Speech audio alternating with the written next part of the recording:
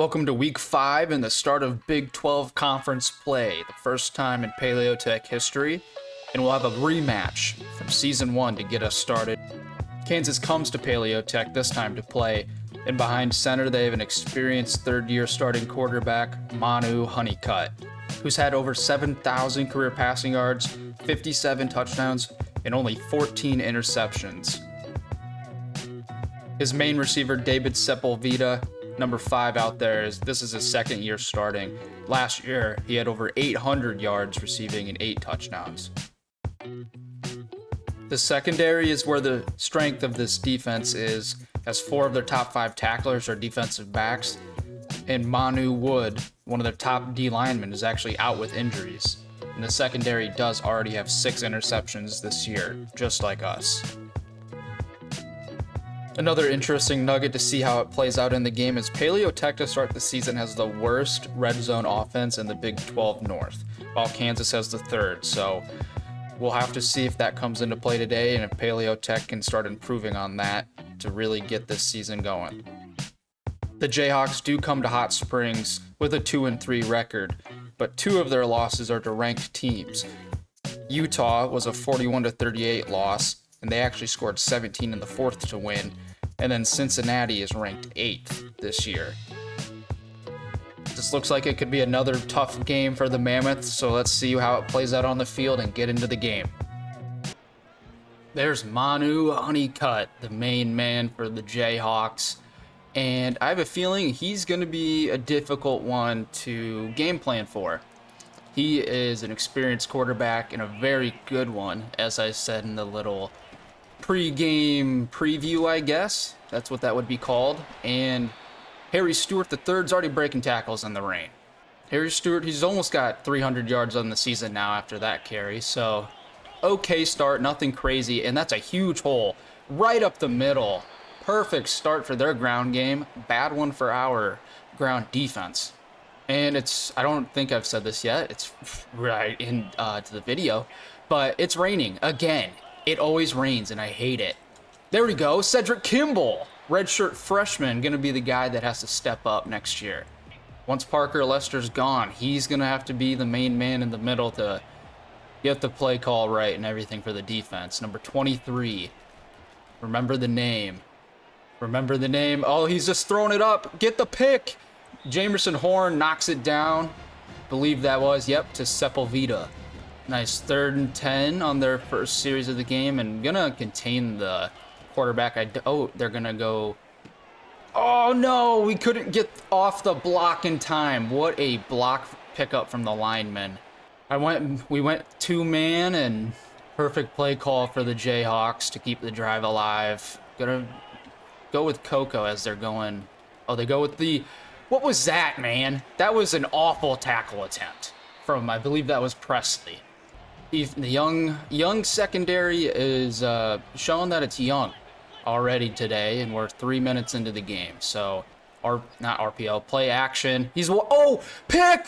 What coverage there? Michael Roderick, the redshirt senior's not fooled, and he gets Manu Honeycutt for an interception on their first drive of the game. Stops them from getting into the red zone or closer in scoring position. We're going to see if we can start this game like Kansas did on offense, and it seems like they're ready for it, but I'm going to go ground and pound with Van Aviles to start. Oh, he gets the edge. Good blocking there to keep their contain from containing. That sounds so dumb. I didn't know what else to say. Van Aviles, though, 9.5 yards on the first carry of the game for him, and he's going to get a first down right here for us. Oh, my. That'll be something different. I think we try to do or incorporate more early into the game as Van Aviles to establish that ground attack. Gonna go with the play action. Oh, Ish Coons out of the backfield. Oh, and he trucks somebody. Gives him a little shoulder shiver. Our big backs get involved to start the day, and now it's our smaller guy. Can we get some? We don't get any blocks there at all from Ish Coons. I guess he's a little tired from the catch.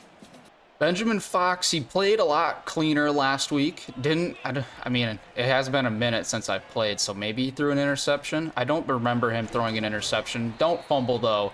We did see him take a lot of hits, so we got to stop that today. Cannot have Fox. I mean, we do maybe we do see McBurrows more, but we can't. Oh, good throw underneath for an easy catch to card in there to keep the drive alive. This looks to be, this is probably a bad play call because they look man and we have a one play route. Oh, it was completed for positive yards, so better than I thought it would be. Don't have any visitors this week either, but I will be sure to update you guys on the board because we are starting to get visitors to come into the... Oh my gosh, that screen pass took forever, didn't work at all, but yeah, stay tuned for halftime to see a like recruiting board update, I guess you could say. Yeah, that's what we'll call it. That's not if you could say, that's just what it will be. So, third and keep the drive alive. Can you get out to the corner? Oh, 4th and inches for Bell.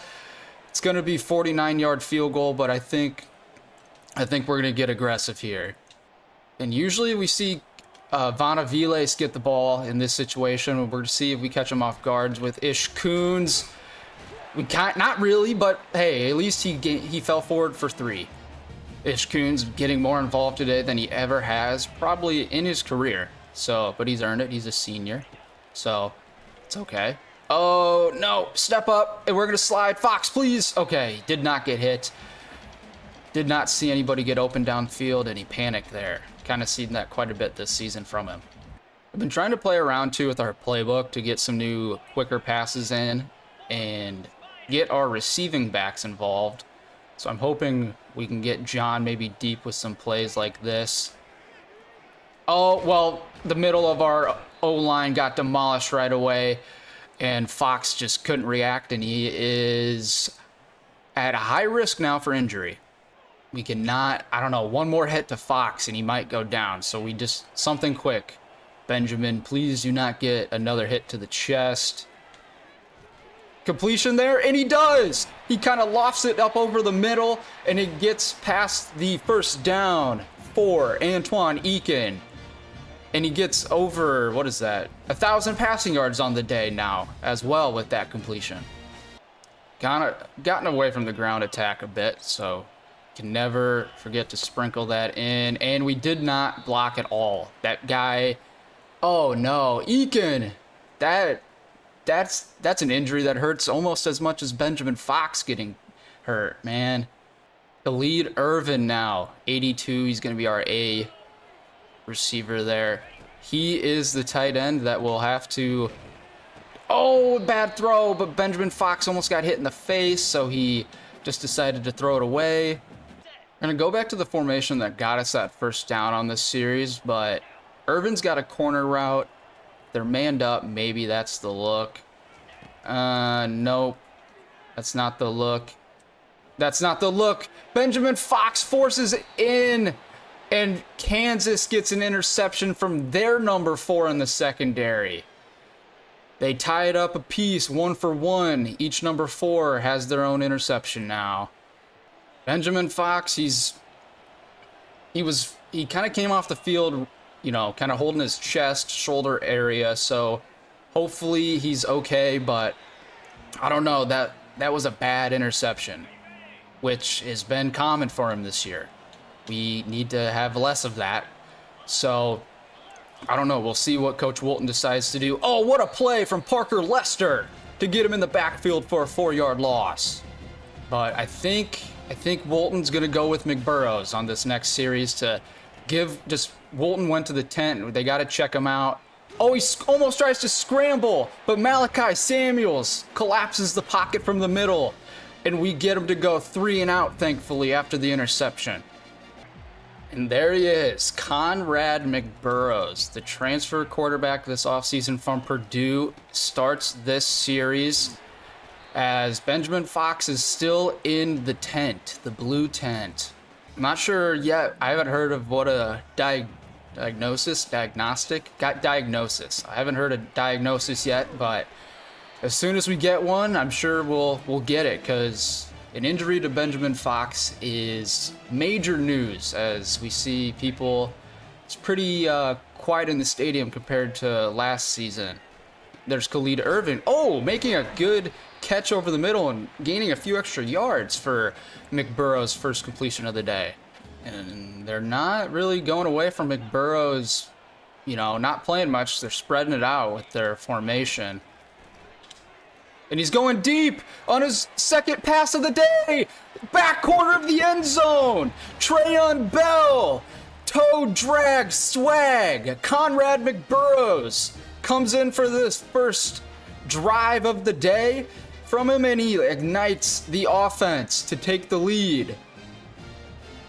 Well, that is a unexpected turn in this game. Conrad McBurroughs. We'll see what happens here with, you know, not just the rest of the game, but the rest of the season if he plays like that, because you can't take him out. I know Benjamin Fox is your guy, but I don't feel like you can take him out if McBurroughs plays like that today. So we'll see what happens. Oh, got there right as he threw it. Only a 3-yard gain. Trying to not be as predictable on defense, even though I do call the same defensive plays like most of the game. So this is a cover 4. We don't do this much. Okay, maybe this works out well. Gets Spadula, whatever the heck that guy's name. Oh, no, who is that? That was DeMarcus Bynum, 87. He's their slot receiver, and he actually he's got 24 catches on the year, and it looks like we just gave him a first down, even though that idiot thought it was 4th down. Wade Carmichael getting on the stat sheet in a bad way to get involved in this game, so that's good for him. Ah, man, that's a tough play, but good recovery there from Lester. Jimmy Randolph is 43. He's on the right side. He's their other top receiver, and he's got pretty solid yardage on the year. Oh my gosh, what could this be? Holding? I don't know. What do we do? Do we accept this or do we decline this based off of the yardage? 3rd and 7 or 2nd and 15? I'm gonna make it 2nd and 15. That might have been the dumb thing to do, but they do come out 5 wide, so we'll see how oh no, they actually motioned someone into the backfield. Not to run it though. Okay, 3rd and 10. Accepting the penalty was the right move. I feel like normally when I accept penalties like that, or do the, you know, whatever, accept, decline, the karma thing instantly happens. So let's get good coverage, and we do. Great coverage, guys. And the pressure almost gets there to make him throw it out of bounds. Conrad McBurroughs is still out there. I wish his name was just Burroughs. That would have been a lot cooler of a story. Oh, Ish Coons. That's not the guy we should be running to the outside with, coach. I don't know if that's Walton just being dumb with his play calling, which means it's me with my play calling. Make a good throw. Oh, he makes a good throw. And Javier Smith can beat the linebacker with his speed. We're almost to the 50-yard line for McBurroughs' 3rd completion of the day. McBurroughs he's playing well.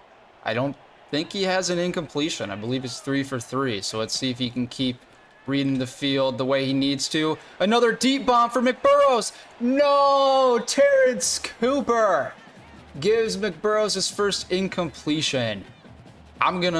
He's probably gonna blame it on the rain, but film is not gonna be fun for him. And only 4 for John. McBurroughs literally couldn't have walked down there and placed it into Cooper's hands any better. So hopefully we can get him to, oh, he can, what do you want to call it? What's the word? I'm having a brain fart right now. He can recover, I guess, or recuperate. I don't know. My brain sucks. McBurroughs, though, has come into the game and gone 4 for 5 for over 100 yards now. Play action, good blocking to Carden, and another touchdown for Conrad McBurroughs. 2 drives, 2 touchdowns. QB controversy, maybe?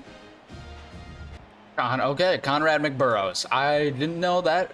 I didn't know you had that in your bag, sir, but you are playing well. I know that was just a screen pass, but his decision making's very good right now. Great tackle there from Horn. I'm going to take control of Alex Cuero. He's been pretty quiet to start the year. Oh, bad throw from Manu Honeycutt into the dirt off the RPO. I would like to see some of our newer linebackers, though, like Alex Cuero, start making some plays. We haven't seen, it's just Parker Lester, really, I feel like, and that's it. Oh, that's a great Great layered throw from Honeycutt to keep their drive alive. First down, Jayhawks. Lester had to make a decision on that play with two guys kind of doing a dig route, one at 5 and one around 10. Another play action. Doesn't get fooled. Fumble! Someone come down. Pick it up. Ben Lady palms the ball. He forces the sack. The fumble. Palms the ball and takes a bow in the end zone. What a play from Ben Laney. The redshirt senior has become our pass rush specialist, I guess you could say, the last couple weeks, and there we get to see why. Well, this game has changed quite a bit ever since Conrad McBurrows came in, so I don't know how you can really take him out, but we'll see what happens. That's a big run there for Harry Stewart to get their drive going. With a nice lead like this, I think we can get a little more exotic too. I don't call a lot of corner blitzes, so let's see how that works out here. It works out perfectly because they go with the counter and Selvia gets a tackle for loss. 2nd and 12 is a good spot for our defense to kind of get a little more aggressive. And nope, it's actually a bad spot because it didn't work at all, and they got 11 of it back from Stewart again. Harry Stewart's playing well today in the first half. Manu Honeycutt, though, I'm not going to lie, he's kind of underwhelming so far. So we'll see. Oh, that's a great decision there to 85, their slow-ass tight end, Tavon Daniel. That guy was extremely slow.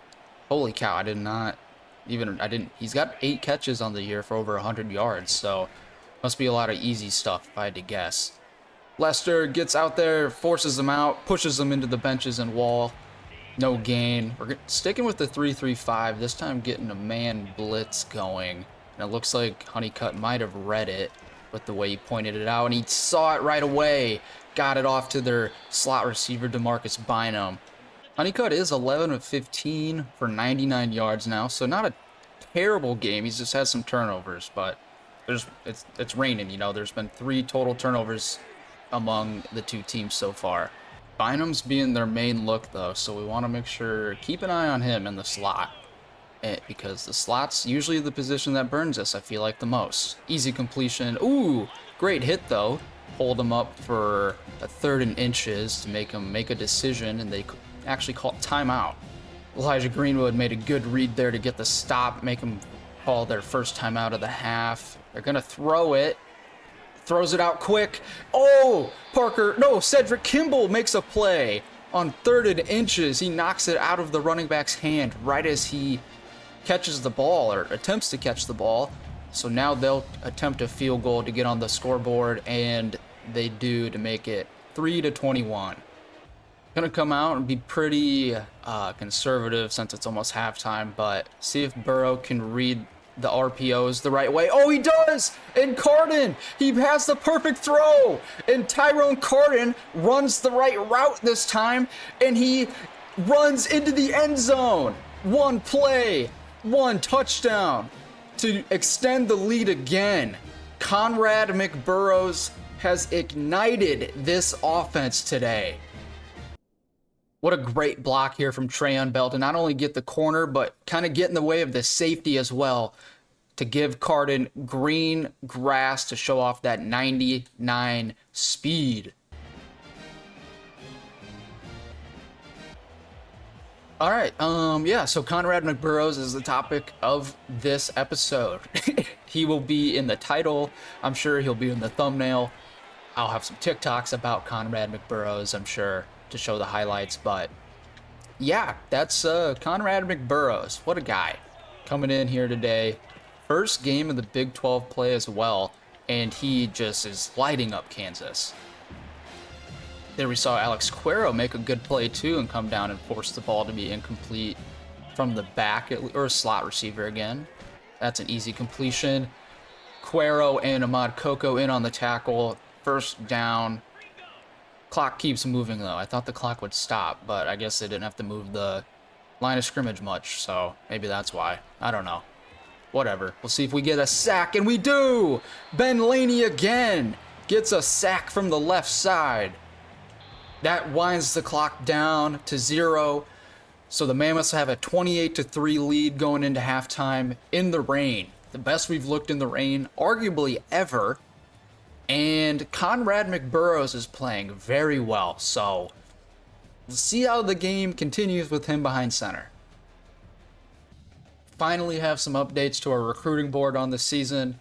We got some visits. Ben Aguilar, Tyree Griffin, and Rashad Lane are our first 3 guys that will be coming to campus here soon. Griffin coming next week, and then Aguilar and Lane coming week 7 against Kansas State. So, huge game, not only for the rankings and Big 12 standings, but also for our next recruiting class. But things are kind of shaping up here soon.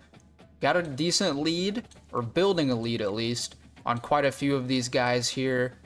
Quite a few gems, but even took the lead here on Tosh Bond. Wisconsin, it's been a battle with them so far. Lane is we're battling with Oklahoma, but they don't have a visit yet, so we'll see how this year turns out. The first guy we have lost, though, is Pete McFarland, the middle linebacker from Pennsylvania. Would have been a great addition to help kind of replace Parker Lester in the middle, because he's got 91 speed, 91 acceleration. But Cedric Kimball, he's getting more playing time this year, so we'll have to see how he develops, after getting more reps. But we do have another one, Cortland Davis, hasn't been scouted yet. But we are trying to get another middle linebacker in here. So that's the board so far this year, guys. As soon as we get any commits or more visits starting to roll in, I will let you know. So enjoy the second half. I just realized my mic was muted, so that really sucks. But hey, it is what it is, because I just turned it on. And Cardin gets down to the 31. I'll probably end up cutting that out. So hey, nothing ended up happening there because my mic was muted the entire time. So sorry, guys. I don't even know what happened. I'm going to go back and look. Okay, thankfully, that was the best play that just happened of this drive. So you guys didn't miss anything, I promise. That was legitimately the best. McBurrows! Oh, that was probably his worst decision. I saw what he saw, but it was the worst throw at least. Eakin had to dive for it, but the linebacker 43, who is that? Ty McCullough, got the deflection. McBurrows throws it deep, and it goes out of bounds. That one, you could really see the rain get a hold of him. Couldn't have quite a good grip. Kind of a weird formation for the Mammoths to use on 3rd and 10, but hey, we'll see if it works for him. And nope, McBurrows actually makes the worst decision he could have possibly made all day. Kind of an arm punt, I guess, but maybe could have gotten a field goal out of it. That was McBurrows' worst 3 throws of the day so far, so keep an eye on that. McBurrows maybe was getting a little cocky there, or just quite didn't know what to do, but either way, bad decision. You can't do that. It is also his first time playing, so not going to fault him too much. Benjamin Fox has been doing that, he's done that like 11 times this year, so we can let one fly if it's that one. There we go. Michael Roderick, great play. Or no, it's Horn. Excuse me, Jamerson Horn. He's turned into quite the ball player for us, too. Coming in and playing as a true freshman, and every year he has gotten better. Especially that I remember that Iowa game, he got an interception to help us win. He cemented his legacy there, I'd say. David Sepulveda. I don't know, that's a weird name. David Sepulveda. There's another run. Oh, he cuts it up the middle. Harry Stewart III gets 15 there at midfield. And a 3-3-5, I feel like, is break glass in case of emergency for us now instead of our main defense, to see if that maybe helps. And actually, yeah, shouldn't have broken glass, I guess, because they just got an easy first with Harry Stewart again. But the glass is already broken, so the 3-3-5 is staying out there at least for a few more plays. See if the defense can adjust to what they're doing. Oh my gosh, what a juke move to get 8 there from Stewart. 14 rushes on the day already for Stewart, so getting close to 15 before the 4th quarter. I don't know if he'll get up to 20 or not, but there's 27 actually. I think that's his first carry of the day, Colin Meeks. Yeah, that was his first carry of the day. So Stewart, I mean, he's back. He only needed one spell, and There. Oh my gosh. I didn't even see you jump off side spin. Why? This could be a different game here pretty soon as we're getting to the end of the third quarter. They go with the middle screen. Oh, but Parker Lester fights off the block, prevents a first down. We'll see what the penalty is. What? Illegal contact? Parker Lester does not do anything bad, so I refuse to believe that's what happened, but whatever. They have a first down into the red zone. Oh, they do a read option RPO. That was a strange play, and Honeycutt runs for the first time down to the 3. We have not seen Honeycutt run today like that, so that's very surprising.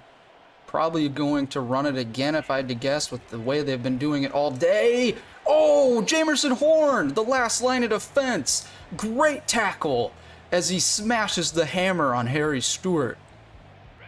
Great play from Horn. He's a little tired now, understandably, but give us a couple more plays, man. Let's get a goal line stop, possibly. Oh, that's an easy completion. Romeo Willie or Wiley, whatever your last name is, got toasted by DeMarcus Bynum. And the Jayhawks, it's only a 2-score deficit now for them. McBurrows has not come out in this third quarter playing like he did to start the first half. Let's see if he can kind of keep it up, get some good blocking. Decent blocks there, at least, so John can get 5 to start this series. Wasn't sure how that would look right away, but 5 yards is great. You'll take that any day. See if Trayon Bell can get involved here. Nope. Trayon Bell gets held up as they set the edge perfectly to prevent him getting outside. Getting a press look from the Jayhawks now. We'll see if that's what they're actually... it looks to be actually zone. Good throw. Oh, Quinston John. McBurrows tried to rope it in there, but threw a hospital ball because he didn't see the safety. Okay, so yeah, this is like usually by the time we get to the fourth quarter, end of the third quarter, it's a whole new ball game. So we'll see how the defense responds. Great play to hold him up there, Alex Cuero, but you got to make a tackle, man. Thankfully, our secondary was there to help clean him up, but that's going to take us here, it looks like, to the end of the third quarter. It's a 17-28 game now after the Mammoths don't score in the third, I believe, so Kansas has the momentum and I think the fans can feel it. 12 minutes to get above 500 and 12 minutes for Kansas to get back to 500. Alex Cuero, he gets there, doesn't make a tackle, but holds him up. 1 yard loss as Parker Lester's able to get him down and strap him up. 3rd and 11 to start this fourth quarter for Kansas. We need a big stop here, guys, to get us something going, hopefully. Oh, he's downfield. No, Ahmad Coco got burnt. I'm not sure if that was a double move or a slot fade, but once again, Ahmad Coco gets toasted when he's asked to kind of match up in man more than zone.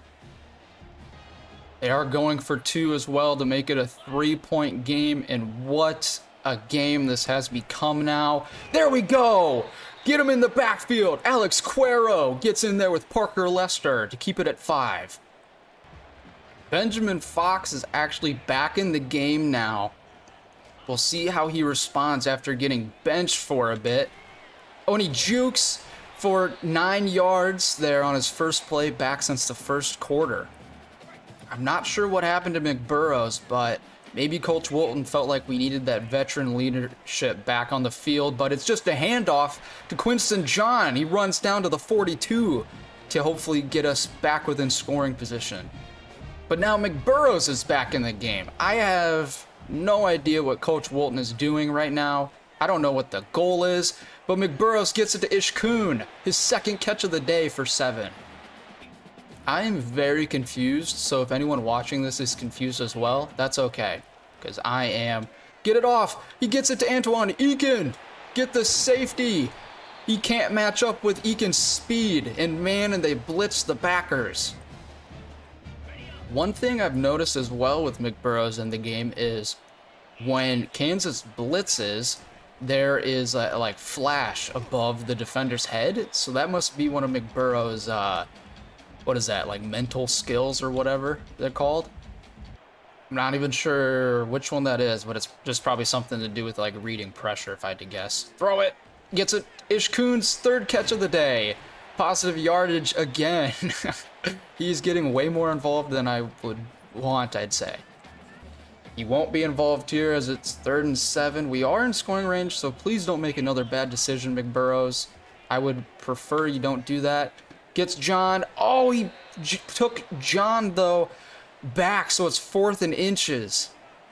With the way this game has gone in the second half, Wilton sent out Von Aviles to do his job that he knows best, and that's to get 1 yard and a couple more on top of it.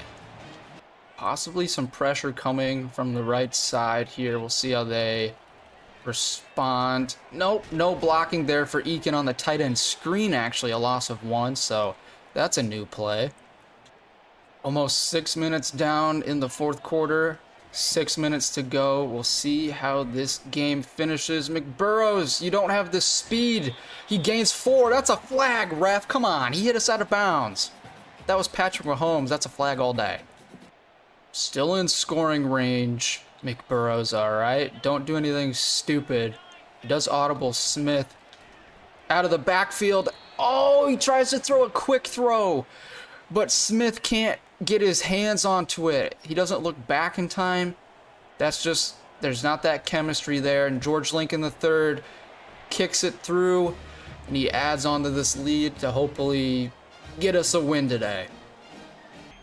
All right, the defense looked a little rough here in the second half compared to how they did in the first half. So let's see how they respond now that we have an 8-point lead. They're going with, we go man coverage, and they lose 3 on the first play of the game. They went play action, it looked like. Play action or a bunch of mumbo jumbo at least. So I'm going to take Leicester here because 87's been eating us alive today. They go with the screen, get outside, force him in. No! First from Harry Stewart. He's up to 9 catches today for 48 yards. So him and Bynum have been their workhorses. Is that a false start? I don't understand how that's on us, but whatever. Okay, John Decker gives him a first down again. Just giving up first downs, giving them free chances to get back in this game. So someone make a play on defense. Run off an RPO. That's an okay play. I will say though, ever since I called out Alex Quera for needing to make some more plays, I feel like he's been around the ball more, so love to see that. And here he is again, gets him before the first. That guy Bynum is, you know, just like every other slot receiver we play, absolutely destroying us. Oh, they go with the counter. Oh, but we hit him. Ellis Berry tracks down Colin Meeks, and they'll have to punt it.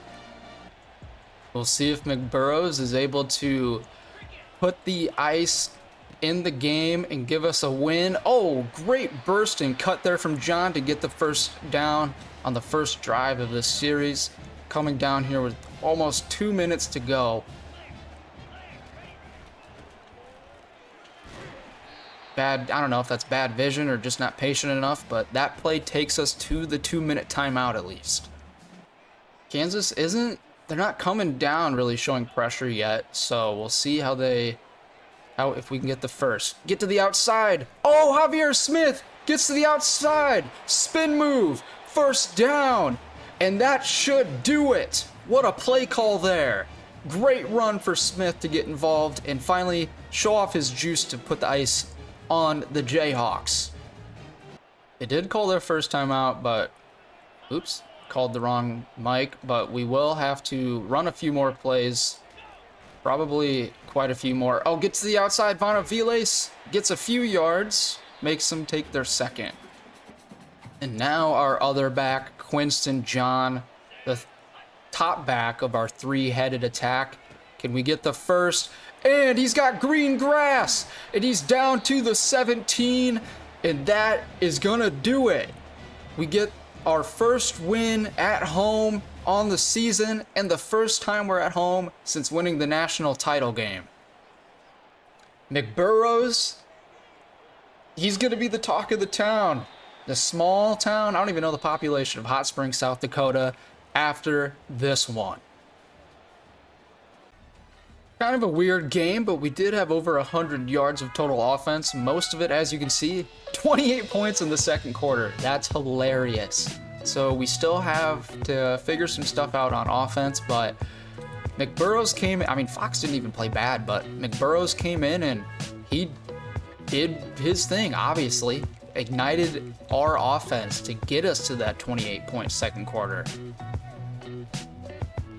Really quiet day on the ground. Only 8 rushes. Led our backfield between Quinston John and Bonaviles. But Cardin again, over 100 yards, explosive day, showing his speed, especially on that RPO. When you run the right route, that's what can happen, man. And then Jamerson Horn, insane performance at safety today. 14 tackles, 2 TFLs. Absolute beast. 4 TFLs for Laney, 1.5 sacks, forced fumble, fumble recovery, and a touchdown. And then Lester Berry also got some TFLs. A few sacks in there, but Michael Roderick's pick as well also was huge on that first drive when they were going down the field, where it felt like it was inevitable that they would end up getting points. So great way to get back above 500. We are on a bye next week, and then we will take on number 7 Kansas State, the other Kansas team. Big matchup. Potentially, if they keep winning, potentially a top 10 matchup. So I will see you guys in that one.